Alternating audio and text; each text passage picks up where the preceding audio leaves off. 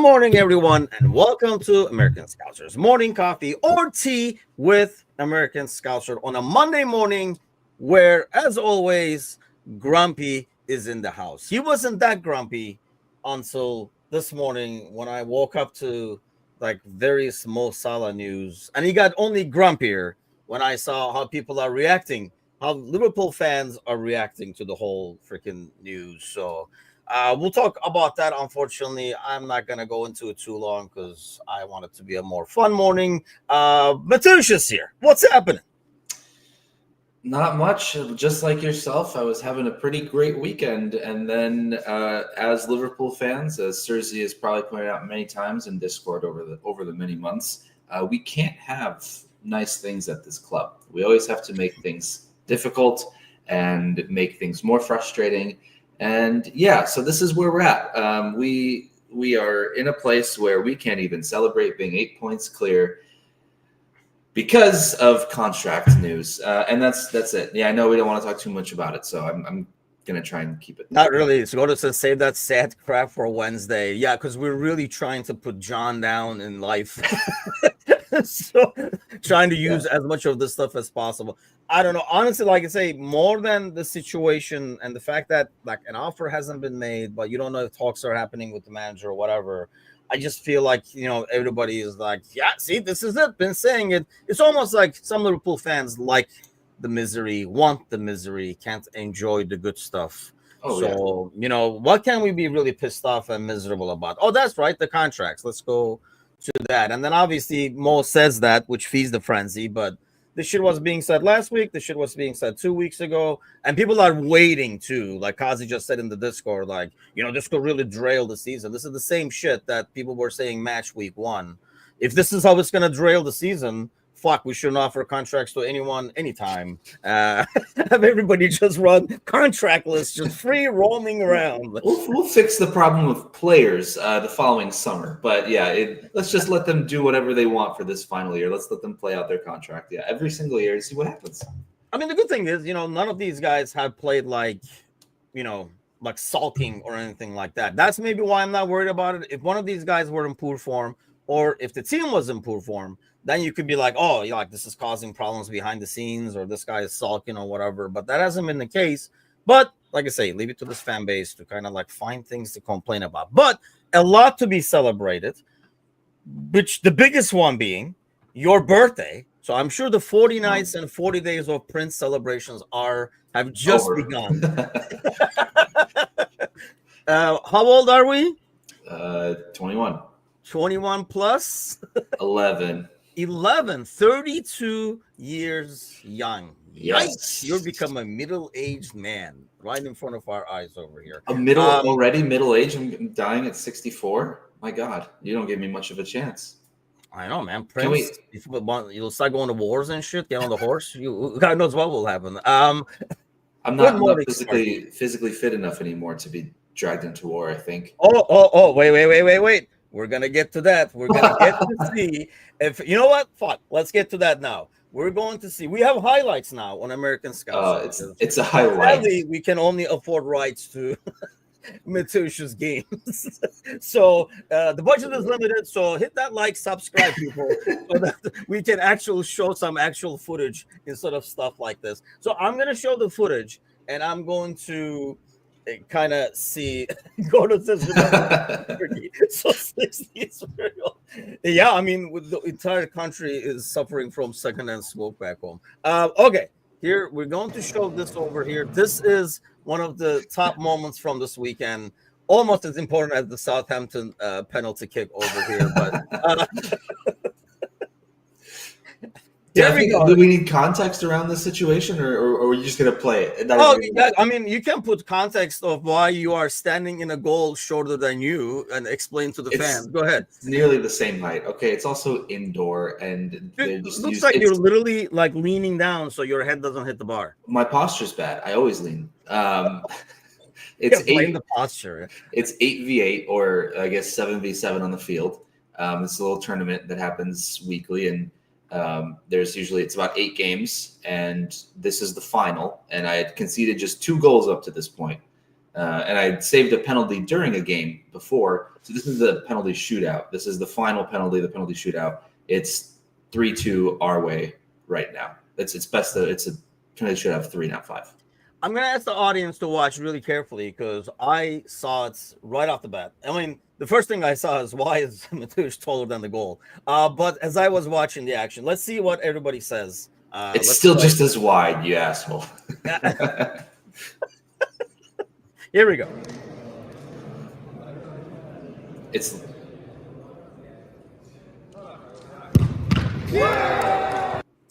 so legal. Having seen this, I'll play this again. I'll play this again so everybody can see it again. He does the Pogba over here. I mean, I don't know if it's too late to reach out to the Candy Cane Sports place that you got going over there, but clear. Yes, thank you. Gordo sees it instantly. Thank you. The moment I saw it, I said it, and he's like, no, I did the step behind thing. Let's over here really zoom in. He does the dudek, as you guys can see over here. We're coming close. He hasn't hit the ball yet, and oh, look at the left foot. Look at the left foot. Nope, jumped up. You're in the air, bro. Yeah, I'm still on the line. He said, "Have your buddy delete this immediately." Yeah, he showed me this morning, and I was like, "Yep, stepped off the line. This is not a legal kick." I would know because this weekend I missed the freaking game live because I was at the referee clinic. Because once I saw Coot and the lifestyle, I was like, I got to get into this. You mean that's all it takes? That's all I need to do? Sign me up. This is where all the parties are. So I want to party like the refs. I don't know. I will not be recording myself saying stupid stuff. So there's that. But we do this every Monday. Clinic. What are you talking about? Dude, this is the first time in years where I had to like cold turkey see a Liverpool score. Where, you know what I mean? Like I normally, even if I'm not home, you know, there have been times I've been at Layla's games or like Jasmine's performance, like whatever, you know, like or traveling. You at least are kind of like following it over the phone. So the thing started at pretty much like at halftime. So I watched the first half on the phone. Then I go in there and actually there was a penalty situation. We're talking about penalties. Is the line part of the box? And I was like, it is, but you know, if you're Liverpool, you don't have to be on the line. A little bit outside the line counts too. I'm like, they just got screwed 20 minutes ago. And one of the dudes in our group, because there weren't a lot of adults, but he's like, oh, good, because I'm a Southampton fan. I mean, what are the freaking chances? So the dude is actually from Southampton. He was in our group. So, you know, we did there's like 4 different things. You go from one to another. Each one was like 40, 45 minutes or whatever. And then he told me, and it's eating me alive, dude, not knowing the score when it was 1-1 was eating me alive. And then he basically, during the break, he's like 3-2. And I was like, our boys are winning? He's like, yeah. I'm like, fuck yeah. He's like, fuck yeah. He's like, I'm a Southampton fan, man. I was like, you guys are not going anywhere. So just let us have our fun. And then he goes, oh, that wasn't the final, by the way. That was like as it was. I'm like, God damn it. Now I have to go through another one of these training sessions not knowing. But yes, in retrospect, I don't know if you got to watch it live, but I'm almost happier. And the team of doctors that are keeping me alive are happy that I did not get to watch this live. Yeah, it wasn't an easy watch. When I envisioned my birthday weekend ending with a Liverpool win, it was very much like a 9-0, like they had when Leicester killed them. You know, it wasn't a like, geez, give me a blowout. All right now, it wasn't. I didn't picture a seesaw going back and forth, the 1-0, 2-1, 3-2 kind of deal. And I do really quick because you didn't put it up, and it's not fair. It's not fair that you didn't put this up. Thank you, Sir Z.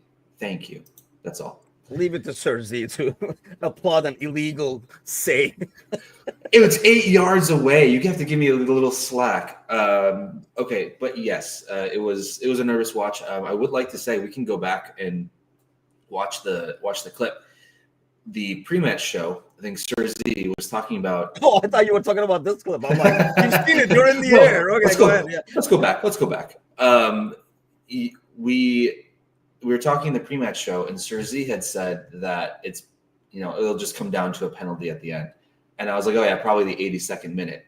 The penalty happened in the 82nd minute. So I think what we all learned is that I'm Nostradamus, and I will use those powers for good, and I will not say anything else for the rest of the year. That's all I have. Kevin, don't be so bitter. He says you were so lucky. Post and crossbars were the winner. I mean, definitely not the best performance, right?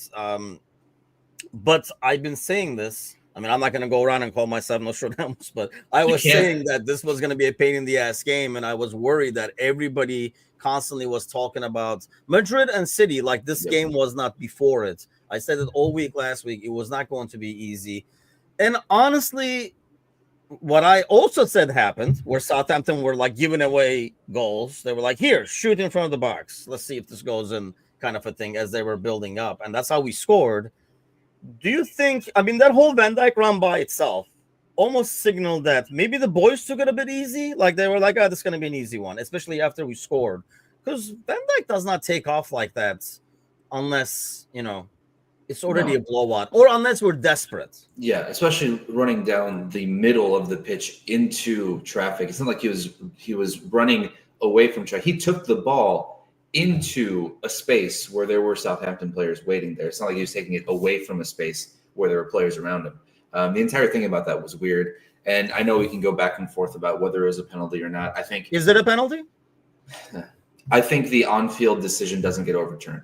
Yes, I agree 100%. But is it a penalty? Like No, I don't think so. I think if we were in that position, we would be screaming for a penalty. But if it was called outside of the box and was reviewed and it stood outside of the box, I think we would understand, but we would have wanted a penalty ourselves because we would be arguing. But yeah, I mean, he takes it into the box. I mean, where else is he going in that situation, right? I mean, the beginning of the contact could start happening outside the box, but the actual contact I didn't understand. The contact kept happening inside the box. Like, was he supposed to transport himself to like the other by the corner kick? Where is he gonna go? That's the only thing I don't understand is that you can't physically just stop your body from changing direction, like unless you are not human, right?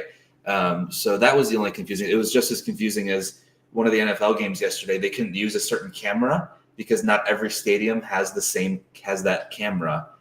It was during the Vikings-Bears game. I didn't watch it, but I just saw a Reddit post. There was a camera that was that they have at Soldier Field that they don't have in every stadium. So they couldn't overturn a challenge on the field because they weren't allowed to use that camera because they don't have it in every stadium. And the people online were just like, this is the most expensive league in the country, like the most popular sport in this country, and this is what we have. And I'm just like, welcome to the Premier League, baby. So they don't realize how good they have it over here with challenges. But yeah, it's some of the language was weird. I just think it comes down to what the on-field decision was, and it wasn't going to be overturned. Because I'll be honest, like if it was a penalty for us and we were watching the VAR, I'm like, God, this is going to get overturned. Is what I would have thought. Like looking at VAR afterwards, if we were given the penalty, I would have looked at that and I would have said, yeah, he's outside. Damn, it's kind of a thing. Like how sometimes you watch, you're like, damn, he's off because it's your team. I thought it was outside. And they're like the toes, like Robertson's toe heel does not matter. It's where the dude is. That's where the contact is. And I thought no refs at Sellers, please. I mean, yeah, it was kind of like unnecessary. I was more mad at the unnecessariness and poor defending by Robertson and the taken up by Van Dijk because it was kind of like that was kind of casual. We just don't see that. I mean, Sergi was saying he thought it was Matip for a second. I mean, he just does not do that unless, like I say, we're trailing and we need the goal, or we're way up and he's taking the space and going kind of a deal. But that was almost like a bit too comfortable. That I was more annoyed the combination of that and Robertson, like, what is he doing? Because Robertson is doing that because he thinks it's outside. Because otherwise he would not take that roll the dice there, like inside the box kind of a thing. But I was more annoyed at that than the call. And then when you're watching the replays and the commentators are like, oh yeah, it's outside and stuff like that. And then, of course, they come back and they're like, the ruling on the field. I'm like, what the hell is going on? How is it a penalty still? But yes, Oliver was VAR. And the moment I heard that, I'm like, oh, shit, here we go. So I don't know, maybe he's snorting it along with Poot or something like that. But it was bad. And then, like I say, I didn't get to watch the second half. I watched it yesterday in the evening when I got home afterwards. But what do you make of it overall? Is it just kind of looking past it a little bit, or just a typical away game in the Premier League? I think a little bit of both. I think we spoke during the pre-match about how this could be one of those banana peel games because I think Serzi felt it a little bit. I think Gally felt it a little bit. Maka not so much. I think I felt it a little bit. I know you felt it. That you've been talking about that for the last 2 weeks about this game being a little weirder than what we would hope it to be. And I think ultimately what a good sign is that they had the resilience to still come back and fight and get the win, right? I mean, it's a difficult league to win, especially when you have a team like City winning 90 to 100 points a year. This year, like we've talked about, could be a little bit different. So having that difference yesterday could be the difference when we look at it at the end, right? And those are the games that we looked back on years ago with Klopp and gone, if it just wasn't that game, you would have won the league. It was always that one moment. And we always looked at tables and it was always, we'd end up with more draws during the season instead of just flat out losses, right? Sometimes you almost prefer to take a loss over a draw if it means you get 2 wins instead of 2 draws, right? Because you want those points. And this year, it very much feels like we either win or lose. There really isn't. There's been one draw, right? And those are the kind of years that can really make or break a title-winning season. So I think overall, it's good resilience. It gives you the feeling of the mentality monsters that we like to throw around a lot. It reminded me of the Aston Villa game, I think it was, where Mane had the header and Robertson had the goal to make it 2-1. That was sort of that moment where you're like, okay, this is for real, right? And then you had Mo scoring against United, taking his shirt off to really cement that year. So this could be like that Aston Villa game. And then fucking next week, who knows? Darwin scores a brace against City, takes his shirt off, and that's when we're really singing that we're going to win the league. So yeah, I'm not going to look too far ahead because that would be silly.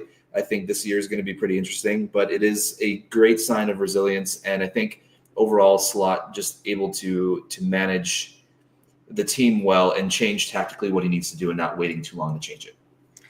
Yeah, I almost feel like it helps next week. I mean, we'll have the whole week to talk about next weekend's game, but I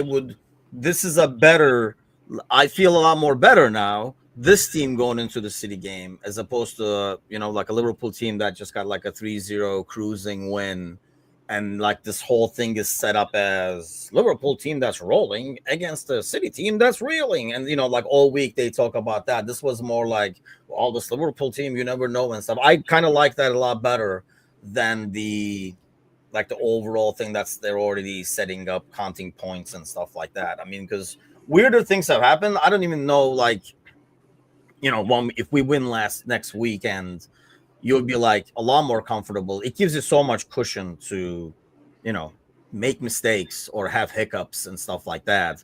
But I mean, it doesn't guarantee anything. So it says midfield was meh until Mecca came on. He was talking about Bradley. I mean, that second goal that they scored is a guy who's played sweeper, and that's the closest thing to sweeper probably that you get in modern football, right? Where he was at. That could not be played any worse.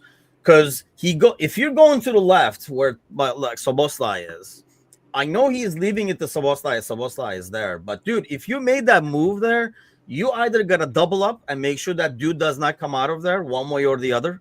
Like you put pressure with Szoboszlai, so at least he can't lift his head up because you vacated the space behind you. Right. So if you made the run half-assed there, you gotta finish it off. I know he's saying, "Oh, okay, you got this, Dom.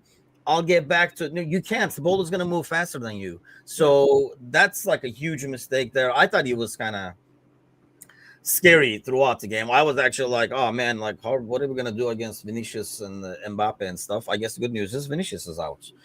So we won't have to worry about that midweek. But I do worry a lot about Bradley's defending. I know Konate had a poor day as well. Second half was a lot better. The first half was all over the place. But I don't know. You look at that first half. Can you really single out a lot of players that had he had a good first half? No, not maybe Keller. Yeah, besides Keller, maybe. Yeah, and I think Bradley, especially, I think just showed his age a little bit. You know, we see these players come on like last year, right, and just be absolute world beaters, and then think that they are going to be the next amazing, great big thing. We have to sometimes sit back and realize he's still a young kid. He's going to have mistakes. He's going to have rough games because we can't just expect him to be a world-class right back because he came in for a couple games and had a couple of great games, right? So I think the problem sometimes is we like to not over exaggerate, but kind of overemphasize how good some of our players are based on a few performances, which, yeah, it's you want the best out of your players. So I'm not going to sit here and say I don't want Bradley to be good, but I also want to temper expectations. We've talked about, oh yeah, well, even if Trent goes, Bradley's fine, and maybe just maybe there needs to be something like that there too. We don't know. It could just be a bad game. He's had really great games. He's had not so great games. So, but yeah, like you were saying, first half there really wasn't much to write home about overall. I felt like after Sobo's goal goes in, that would have been the time to kind of put the foot on the gas for the next 5-10 minutes, finish it up. But it really, like you said, felt like everyone just took their foot off the gas and was way too casual. And then that's, unfortunately, Southampton have a kid by the name of Tyler Dibbling, who's actually pretty damn good. He reminds me a little bit of Gareth Bale in a way. And I think, I don't think he's going to be at Southampton long. I think he's gone after this year. I think he's a great talent. It was annoying watching him tear us apart, but it was kind of also pretty cool. I was like, this kid's pretty good. So yeah, it's one of those where you hate to see it, but you kind of appreciate it too. I know, like sometimes like a player stock. What was the kid's name? I mean, obviously he has so much other issues, health issues and stuff. Like Brooks ones, like with Bournemouth. Brooks, is that what his name is? The young kid. He was the same way, like very slippy on the ball and dribbling. Obviously, he had some health issues and stuff like that. But sometimes that just doesn't, I've had games like that, and I don't play like that. It's kind of an ordeal where remember that game where every move I made worked, but he looked just like he was gliding across our like midfield and defense and stuff. I don't think he was wearing shin guards. It didn't look like he was wearing shin guards. That's just asking to be. That's just asking to be kicked. Where my stance on low socks. And speaking of low socks, kind of the reversal about higher socks, though. This is just something stupid that I noticed. It probably has no bearing on anything whatsoever, you guys. And this is Monday, so you know how it goes. But Southampton was making a double change towards the end of the game. They were bringing on Archer, and they were bringing on their Japanese right back. And I noticed that Archer was not wearing Southampton socks. He was just wearing Nike socks. But they're sponsored by Puma. And so I'm thinking, is he even allowed to be wearing this right now? Maybe. And this, by the way, I know I'm going to let you finish. Are you? Like Kanye. I'm going to let you finish. But only our American Scouts or fashion experts will be paying attention to the socks people are wearing at the time. Go ahead. No, because it was so jarring. Because you look at, they're both standing there, and you're looking at one guy, and he's got everything Southampton, Puma, all that, and then you're looking at the other guy, he's got Nike socks, and you're thinking, are they like black socks? I don't even. No, it was the same color and the same everything. It was just a big old Nike logo rather than the Southampton logo. So I'm thinking, like, is he allowed to do that?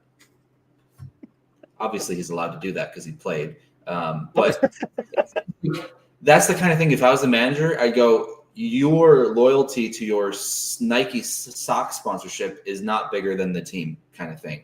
I know a lot of players have been complaining, and you see all these guys cutting the back for their like calves and stuff like that. I don't know if it was like that, because is Archer that big of a Nike name that he's like, I only wear Nike socks or something like that? I just don't see that. I thought, when you say that, they're just asking for replay. Only if he scored. Okay, if this right here is not getting a replay, where the goalie, whoever he is, not to be named, is clearly in front of the line when the kick is taken, this game is not going to get a replay for a freaking sock. Which sock are you wearing over here, by the way? I mean, is this sponsored by anyone? They're Nike. First of all, they're low socks. That dude deserves to miss the kick because looks like he's taking like low socks or he had no shin guards. Is there no requirements in this league for shin guards or what? No shin guard requirement. It's as needed basis. So, yeah. Oh, really? Because I've been like, places where I'm assuming it's for, their insurance or some shit like that they enforce. It's more, it's more of a pickup style tournament where there's 90 people that sign up and then you go and you get placed in teams and you play the whole night. Oh, okay. So clearly rules are not enforced, so it's like a casual league. Was this kind of a deal where they know it's your birthday weekend, so they're like, no, this happened. Hey, it's his birthday. This happened last Wednesday, so there was no birthday talk. I don't want any sort of advantages or benefits because I'm getting older. No, that's not fun. Come on, let the old man win. This guy's never won a thing in his life. Let him have this. Sparky, yes, we did see that. We kind of touched upon it when we first started, and we're not going back to it. I'm already annoyed at the reaction to it more than I'm annoyed at what's happening. I'm annoyed at what's happening, mind you, because I was hoping one of these international breaks, 1, 2, or 3 of these deals would be done, and we would be at least have less to talk about. But I mean, it would be one thing if the team is struggling and we're like, see, this is why there are all these dark clouds in the back, the locker room, blah, blah, blah. And when the team is rolling, if people are still like bitching about contracts and this and that, it's just like, Jesus. And these are the same people that are like, enjoy the ride. I mean, you can enjoy the ride and be bitching at the same time, or pick a lane. But to play devil's advocate in your role that you do, if you are on the fence of, the season's going so well, so clearly, the contract isn't a big thing. Wouldn't you want to sign those contracts to then know that you can have another season like this? I'll double your devil's advocates because double down. I do, and this is how it's done. I'll show you how it's done. Not if you're afraid that it might rock the balances in the locker room. Well, then if you're afraid to rock the balances in the locker room, should you even have those players to begin with? Let's go, baby. Let's go. No, what? You didn't even make a point. You just said, what if? I mean, what if you're worried that if you go around and pay this guy this much, pay this guy this much, everybody else is going to be kind of like a little rocked, then I feel like maybe you don't want to do that. That might rock it more than the uncertainty if you're worried about that. Clearly, the uncertainty is not really hurting because you won 15 out of 17 or 16 out of 18 games or whatever the hell it is. So why roll the dice and be like, okay, that didn't rock the boat. Let's see if this does. Why don't we give this guy 350,000 or something? Because the boat might start rocking when the weather gets a lot worse, like January, February. No, Kazi, because I get that, but I mean, you can't just do that out of like assuming, because we assumed, right, this season will be rough because of it. It's clearly not affecting anybody right now. And it's December and November. It's not like Mo is coming out and saying this, asking for the contract. Somebody's asking it. Obviously, he's saying at a great time where he just, scored 2 goals late in the game to kind of like get the 3 points to the title run and stuff like that. So the timing is obviously good. And I do want him to extend Mo. Don't get me wrong. But like, I'm not going to... do the sky is falling, enjoy the ride kind of a thing. That's just what I just don't, I guess, get. My only thing Anfield rap is that Salah actually asked to speak to the interviewer and not the other way around. I don't know. I feel like that's the Anfield rap. What did they say? Come here? Then why wouldn't he do it when he was talking to the Premier League and tell the Anfield rap? I mean, they interviewed him because he got the man of the match after the game. So why wouldn't he say it then? I mean, was he like, oh, fuck, I forgot to say that. Hey, anyone with a mic, I want to do an interview. Was he asked about any contract situation during that one? No, but I mean, do you have to be asked to tell No, you? I mean, I can tell you no. right now what I ate yesterday. You didn't fucking ask, but I can just make a point of it. Like, you know what I mean? Like, if he Yeah. wanted to really bring it up, that he's going out of his way asking for interviews, he would have just said it in the Premier League and let the whole world know, and not just the Anfield rap, and then like let them spread it. Or who I can't remember who. I don't even know who he said that to. I know, like. Jamie was like trying to decipher. I'm assuming like decipher the voices in terms of like who was asking the questions, kind of a deal. But and yeah, I am not like big on it, but it is what it is. I just like we can talk about it until we're blue in the face. It should have never gotten to this phase, but that's also falls on Klopp that everybody liked how he did stuff. No, he never did it. Never said it to Sky Sports. He says this on the way out, like looks like they're leaving, like on the way out to the bus, is when he says it. He did not say it to Sky Sports, because I watched the post-match one to a very like tired and not in the moods Mo giving all the classic answers. It's important that we won, not my goals, you know, that kind of stuff. He just pressed play. He could have just pressed play and walked away. That he's probably done that interview like 80 times, but he said it on the way out as they're leaving for the bus, is what it looked like based on the background and stuff like that. And I don't know. Yes, I would have loved them to finish the ordeal, but this comes from a mistake of letting it get to this stage. But that also falls on the Klopp era that somehow everybody loved when we were doing business then. Whereas I don't think this comes to this if Edwards was around throughout the entire time. And then here's another thing. This is why okay, let's move from this topic because it pisses me off every time I think of it. Trust in Edwards, we got Edwards and the Hughes, and then like second guess everything. Now that they took over a mess that wasn't there before, and there's certain ways to handle it. Let them freaking handle it. Enjoy the fucking ride. We're 8 points ahead, which is way behind anyone's fucking dreams. So leave it to the fan base to come back and find shit to bitch about. It is the biggest league advantage at this point of the season in what 40 years. I think I heard on the telecast, something like that. I mean, they showed this chart, and then Rebecca Lowe said, "Of course, this doesn't bear in mind games in hand." I'm like, well, that doesn't count then, really, does it? I mean, this graphic that you guys threw up over there. Also, how many games in hand could you possibly have this early in the season that's going to matter? I guess. But, I mean, if you're 8 points ahead, but you have 2-game leads, because it's the Saturday night, and the other guys are going to play Sunday, I mean... But it's late November. It's not like, you know, you have a 2-3-4 game difference. Most clubs are going to be at least with one game in hand, I can only imagine.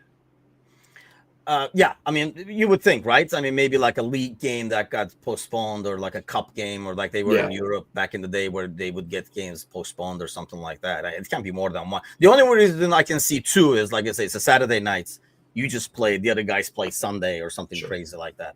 So she says, for the record, I did say we would win the league. I did as well, from what I can barely remember, because it was the 22nd hour. But that was more like a homer pick. I don't think really I mean, that's kind of like my thing. I will pick for the best and go from there, kind of a deal. I don't think any of us expected to be where we are at right now. No, it's one thing to have hope and optimism. It's another thing to be a realist. You know, that you have your head and your heart, and everyone's heart obviously is Liverpool wins the league. That was everyone's heart prediction, you know, before the season. But if you're using your head, it was really difficult to be convinced that a club that was coming off of the year they just had with a brand new manager was going to have this kind of success. Yes. Now we thought we could challenge for top four. I think that was fair to say, but I think it's very difficult for anyone to have sat there and gone, oh yeah, we are winning the league based off of what we saw from City and Arsenal and what the changes that we were going through. Actually, let's talk about that. I mean, why we are in that state. I mean, first of all, the record is really darn good. It's not like everybody's like, oh, because, you know, Arsenal and especially City are having a down year, which they are having a down year. But if they were not having a down year, we would be up there with them. We wouldn't be like 4 points, 5 points behind. I think there's something that has to be like emphasized. I realize City is reeling, so we'll talk about that a little bit. But I mean, they lost 3 games, so they would have another 9 points. So they would have been, you know, they would be a point ahead. So it's not like, you know, they'd be running away with it if they were on their roll. I mean, we are kind of running away with it right now with our records. Only one loss and one draw in the first, what is it, like 12 games in now, right? Yeah. So, I mean, so we are rolling. It's not like, oh, we're doing decent, but it looks really good because everybody else sucks. Speaking of sucking, we did a live watch along on Saturday with Glenn and Thamer from like Sideline Show for the City Spurs game. I don't know if you got to see any of that because I know you work Saturdays, but I mean, it's kind of exactly what I was hoping for in terms of like Spurs taking advantage of like a really loose City defense. Is it this just like Rodri being out, or is this where they kind of are losing belief? Things are getting stale. The first couple bumps, I was thinking that's Rodri that's missing. That's what they're missing. Now, 4 or 5 bumps later, especially this past weekend, it's more than just Rodri. I think there is a genuine problem at the club, and I don't know. I don't pay attention to them enough to know what it could be. I'm sure I could scour their fan forums, maybe talk to a City fan if I could find one, and they could let me know what their thoughts are and what they think the problem is. But it does feel like they're reeling beyond just missing Rodri.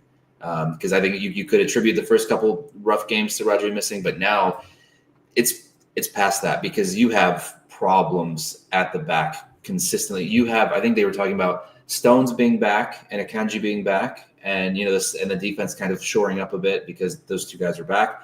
No, nothing. And you had Timo Werner torch Kyle Walker in the 92nd. I understand it's late in the game, but that doesn't happen to Kyle Walker often, where he gets torched by someone, especially like Timo Werner, who is a good player, but he has the meme quality that he has because of what's going on in the league. He's a great FIFA player.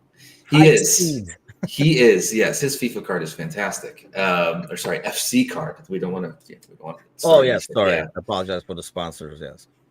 So there's got to be some sort of rooted problem within the club and you would think that with the Pep announcement, that would have been sort of a way to almost a new manager bounce, if you will, a new spring, a better spring in your step with that kind of announcement.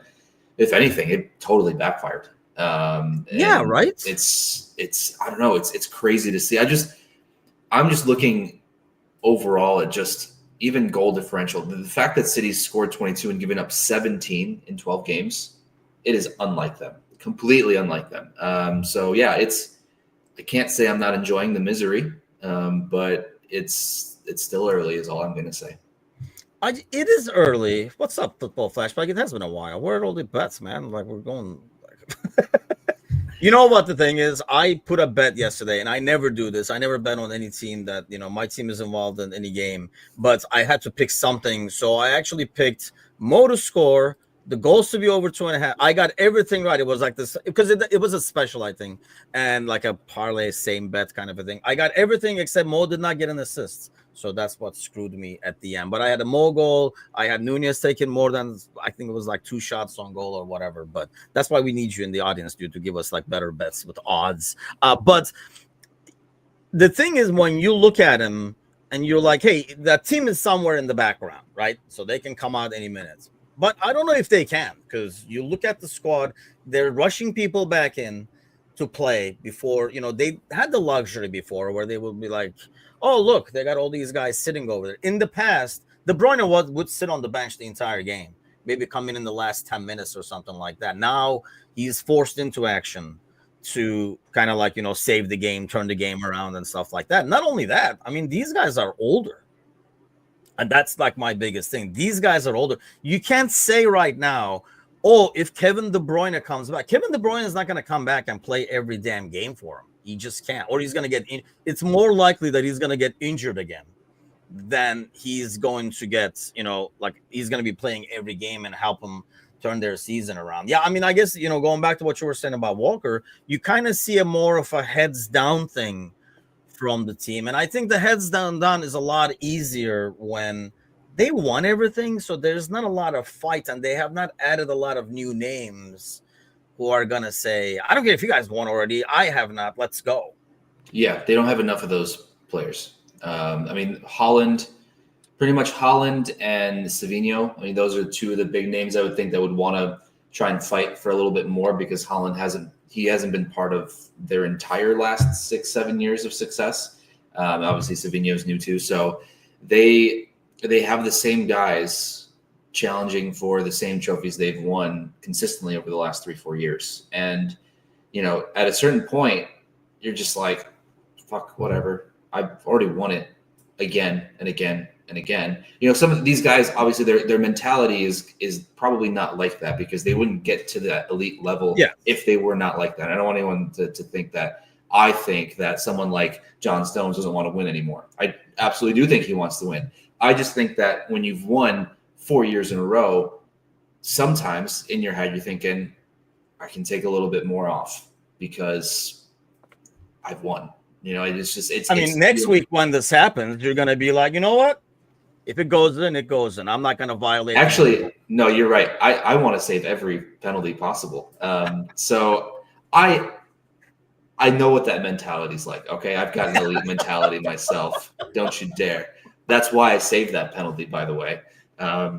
It's a mindset thing. It is. It really is. It's fine. So yeah, it's just I don't know. There's maybe the message is getting stale in the locker room. We talked about it with Klopp, right? I mean, at some point you have the same players hearing the same message from the same guy, and sometimes it gets stale, and that's where some of their team is at right now. So it's interesting that the mindset thing, that kind of like, I want to ask you this before we go. I'm sure we'll talk more about it like Wednesday morning and tonight as well, for like the game coming up against Real. Because Thamer is here. He was on the watch along with us on Saturday, and we were talking about this during the game in terms of how to approach the Real Madrid game, especially seeing what was happening, and we were having a good old time. Glenn, the Brentford fan, was with us as well, and we were having a good old time watching the game. So that was one of the conversations, like, how do you approach this Real Madrid game?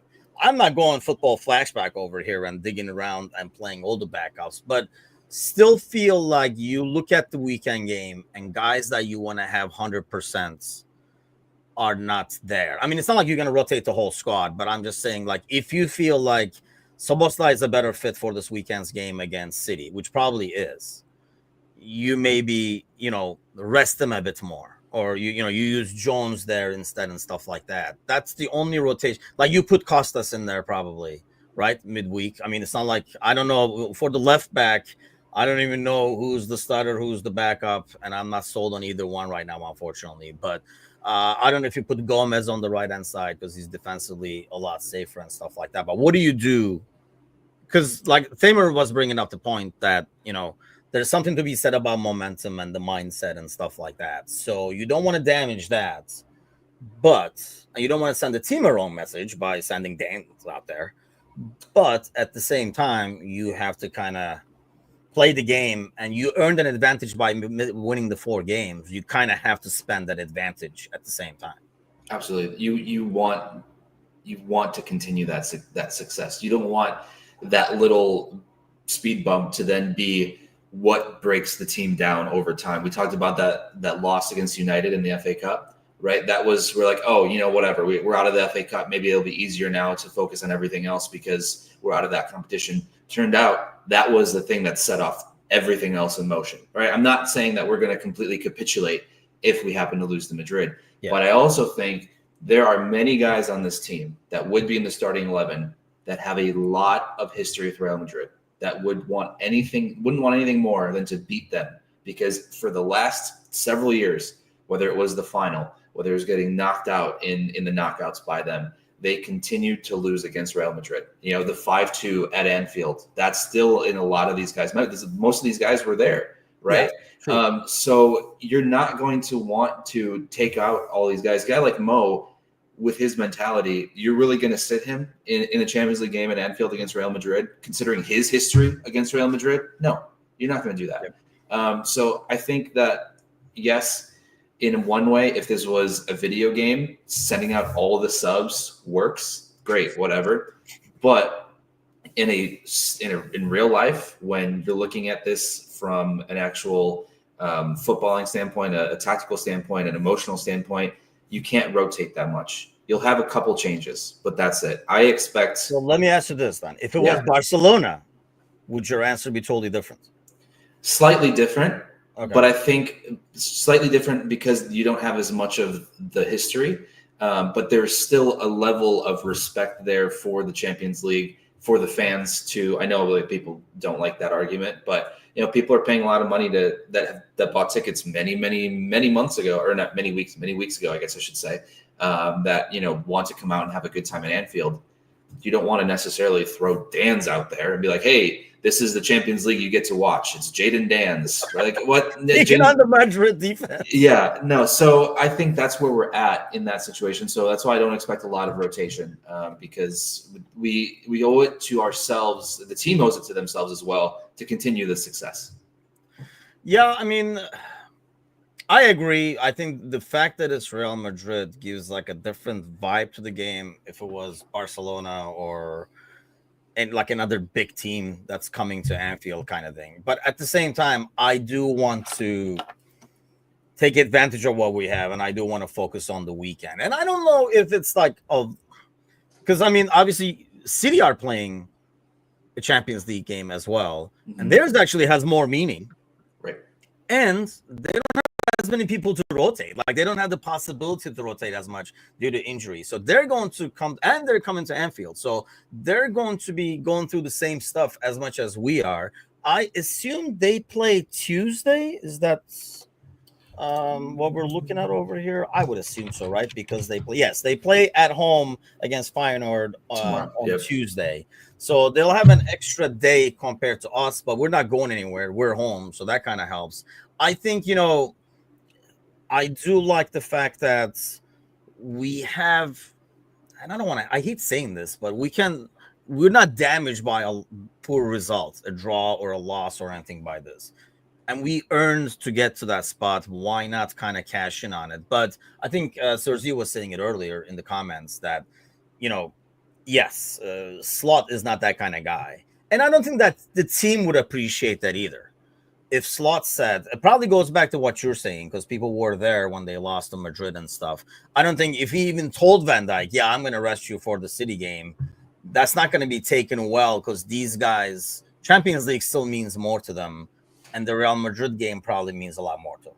Yeah, and there's guys like McAllister that want to play in the Champions League, right, that haven't played. So you're not going to tear apart the entire morale in the locker room because you've got a lead in the Champions League table and you want to rest a little bit for City.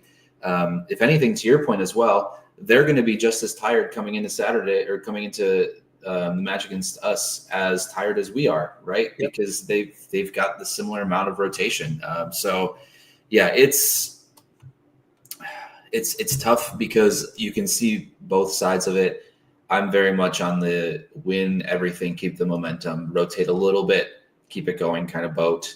I know many people are on the fucking Jadon Dan's boat, but it is what it is. I mean, because you are going to, wasn't Jota back training? I'm not that you're going to use him against Madrid, but to be able to give rotation, because I don't want to trot out Nunez out there 10 games in a row either. But when the team focuses on one side in the first half, then switches to the other side in the second half. I think I didn't know Costas was actually injured. I'm assuming that happened during the international game, because I didn't hear of anything else happening. Maybe he came back from the national team injured. I actually thought he came back early too, but I could be wrong. Maybe that's why he came back early. I mean, Sergi says the South American players want to play against Madrid. I mean, they will, whether they like it or not, I think, because those were the guys that were rested because they came late. So McAllister, Diaz, and stuff like that. I almost expect like a reversal. Those guys to come into the lineup and then come up. Yeah, I guess Sideline says, Tamer says the Simi was injured in the training. Right? Yeah, he wasn't on the bench yesterday. So. I worry about our left back situation. I mean, I know like we were talking about, I don't know, like a month or so ago when people were looking ahead to January, like what we might possibly need and stuff like that. I don't know, man. I love Robo, but there's a certain time where you're like, yeah, like what I want to do, my body does not do anymore. And I really thought he had like a resurgence for a couple of weeks, but international break, I mean, that was pretty miserable yesterday. And defensively, he has been poor as well. And we're not asking you to go up there as much attacking wise, but you do need some stability and in the back. And I don't think I have confidence in either one, to be honest with you, defensively. I don't know where you're at with the left backs. I'm split as well. I think the thing that hurts Robbo even more so now is that he also doesn't have a right foot, and a lot of the system is predicated on being able to play the ball out from the back and being able to swing it over. And if his left lane is closed up, it's really difficult for him to use his right foot. So we'll see him dribble into the box so that he could use the left instead. So I think if eventually I think there will be a left back that will be signed and that will be able to use both feet really well. I think that's the plan going forward. The plan right now, I think Slot is very much. I'm just guessing, right? This is what we're doing. Is we're just guessing, but I think it's very much who is performing, having the best week in training, and who he thinks fits tactically the best in up to that game. I think that's what's happening. I don't think there's one above the other. I think this is very much a game by game situation where this player could fit this mold a little bit better, or this player will fit this mold a little bit better. And if they both train well, the edge goes to the one that fits tactically a little bit better. Yeah, I mean, at least at the moment, at least, I can't believe I'm saying this, but I lean more towards Costas because at least he gives you really good set pieces. Like if you look at pluses and minuses, this is not the situation we have on the left wing. Right? Sometimes you have two guys and you don't know which one is above the other one, but they're both really good, so it doesn't matter. Like if I see a lineup come out, whether I see Gakpo or Diaz on the left, I'm never like what happened? So and so. Doesn't matter. Either one brings you kind of like different good things that they can do, and they're both good, and they are both in form in many ways. So I'm okay with it. Whereas in the left back situation, yeah, regardless of who starts, you're like, God knows what we're gonna get. But I feel like at least with Costa, you're getting good set pieces that you definitely do not get with like Robertson. So that's a plus that he has. But I agree with you. Robo is like plays like me, like the right foot is just to like walk on and stand with. That's about it for balance. It doesn't really do anything else. But I don't know. So I think we will see some rotation. I would think Gomez will come in there, but I don't know where Gomez comes in. I mean, I don't know if he comes in as right back too, because I don't know if I want Bradley facing Mbappe. I mean, there are not a lot of players that you're going to be like, I'm looking to so and so facing Mbappe, but somehow I would feel a lot better with Gomez facing him, having the speeds and being a bit more beefy. Bradley just dives too much. And I think that's what I was going to get to is you've made the point before is that Bradley, he is over aggressive and he gets himself in trouble. Like yesterday, getting a yellow within the first 6 minutes of the match and then having to kind of play with your tail between your legs the rest of the game because you've set yourself up to play that way. And with someone like Mbappe's pace, he's quicker than Onuachu or Adam Armstrong or Tyler Dibbling, right? I mean, that's going to be the toughest thing is not putting yourself in that position in the first place. Yeah, that it's kind of like that's probably the biggest concern, especially with Vinny out. I was more like pick your poison, but with Vinny being out, you do have to wear out Mbappe. And my boy Arda Güler, but he doesn't have the speed. I guess Arda does not have speed. No, he just has the moves. He can take you on. I mean, if Arda faces Robertson or Costas, we're in deep shit because he can easily take him on. And that's because neither one of them have speed either, and Arda has the moves to get past people and put the ball in the box and stuff like that. But I mean, in some ways, you're getting Real in trouble as well with injuries. Mm-hmm. So do minimal rotation and get a win, or even if, like I say, like a draw would not be bad. I think going back to what Tamer's point was over the weekend, I think a loss is probably not good for your continuity. But I think a draw would not set anybody back and saying like, what is happening over here kind of a deal. Yeah, so, and I think we've talked about this before too. It depends on how you win, how you lose, how you draw, right? There are good draws and good losses. I mean, I guess not good losses, but more more palatable losses. Yes. Losses that you do that allow you to swallow a little bit more and go, okay, I get why that happened. I think, I didn't overlook Southampton. I'm kind of overlooking Madrid because for me, the result, it is what it is with where we're at in the table. I think City, the game against City is going to be massive because they have a point to prove. I think even if when you're talking earlier about, oh, well, if we had just thumped Southampton and we went and, City came next week, they would come with, a little bit more fire. I think now they have a point to prove. And I think it's going to be difficult regardless. So it'll be interesting to see how this week goes, how their game against Feyenoord goes. They're going to need to have some sort of rebound against Feyenoord. But we've been saying that for the last 4 games or now 5 games. So yeah, we'll see. It's interesting though. Yeah, I mean, it's a big week with some big games over here. But I mean, hey, nothing is bigger than this. I mean, look at that. Look at that illegal save. So I don't know. I'm also so annoyed that they stopped filming it right there. They couldn't even catch a little bit of the celebration afterwards. Yeah, looks like you're doing a push-up at the end. Was that your celebration? Did you do like 10 push-ups or? No, it was very much a fuck. I am so old. I can't even get up anymore. I'm actually right in that position right there in my face. I don't want to get up. I'm just I slowly get up and I just look and I just take a deep breath. That's what happened. Did your all the servants and butlers came up to pick you up and put you back on the throne? Here's your Capri Sun, please, sir. Finish this. So yeah, the 40 days and 40 nights of the Prince birthday celebrations. Day 3, right? Today? Yes. Day off. Day 3 of the celebrations. What are we doing? Marching 40 elephants down Chicago. I wish. I'm just a couple hours away though, and it's raining, so I don't know if I can make it out there. It is really shit weather. It's cold as hell out there. It's awful. It really is awful. I think this is part of the 40 days, 40 nights is that there are no plans. It's just very much a, hey, take it easy kind of day, So I'm going to take it easy. Take it easy. It is. Yeah. Unfortunately, I won't be. With Thanksgiving and stuff, we're kind of readjusting the schedule with the girls coming home and stuff like that. We're doing a Thanksgiving a day early. So there's a lot of shuffling around this week. So I have to rotate to work around that as well since we work from home. So it'll be a lot of cramming so we can enjoy Thanksgiving and stuff. And it's rare that you have both girls back at home. So you want to you don't want to be working while the girls are here. You want to be annoying them, make up for lost time of me getting under their skin and stuff. So I'll be doing a lot of that during Thanksgiving. But hey, tonight, 7 o'clock Central.